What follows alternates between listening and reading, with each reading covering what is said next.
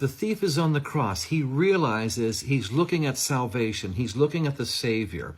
And when we go over to Luke chapter 23, verses 42 and 43, the thief looks to Jesus in all of his pain, and he says, Jesus, remember me when you come into your kingdom. And Jesus responds in verse 43 of Luke chapter 23 by saying, truly I say to you, today you will be with me in paradise.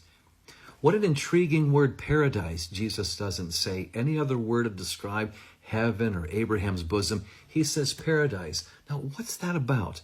When we take a look here at this word, this is a very, very deeply impactful word to help us understand the joy of the believer, the comfort that God promises to those. Paradise. The word is actually pronounced in the Koine Greek, paradisos, and it is a borrowed word from the Persian language. When I take a look in the study here, I'm seeing that there was a philosopher by the name of Xenophon, and he had talked about the kings of his time having an enclosure. It was filled with beautiful flowers, luscious fruits and vegetables, well watered, and perhaps some wild animals there. An enclosure that was protected and very gorgeous in the middle of a desert. You'll see Socrates also mentions this as he's talking about these places, these gardens. They were called paradises. Now, when you see it in the scriptures, this word paradisos is used 3 times in the New Testament in the Koine Greek. But there is also a version of the Old Testament. The Hebrew is written in the Greek, and the Septuagint, this term to use to describe the gardens of these different narratives. It's used 45 times, especially in Genesis chapter 2 and chapter 3, as God is making the Garden of Eden. When we look throughout the scriptures, this word is used in the book of Nehemiah, talking about a garden being created. It's also used by Solomon when he talks about creating gardens in Ecclesiastes.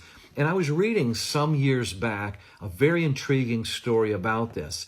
In some places, the historian said, there would be monarchs that would take their paradise, which would be centered in the city, the center of their municipality, and on occasion, as a celebration, they might have the gates of this enclosure open so that the people of the town might be able to spend a day and enjoy.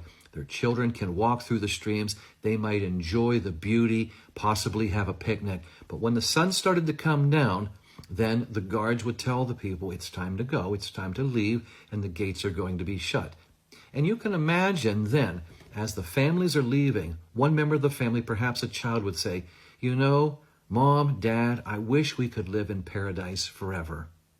Isn't it striking then when we take a look in Revelation chapter 21 and 22, and it talks about the enclosure known as the New Jerusalem? The gates will never close. They will always be open. Something to think about. A powerful word describing our eternal joy with the Lord, the word paradise.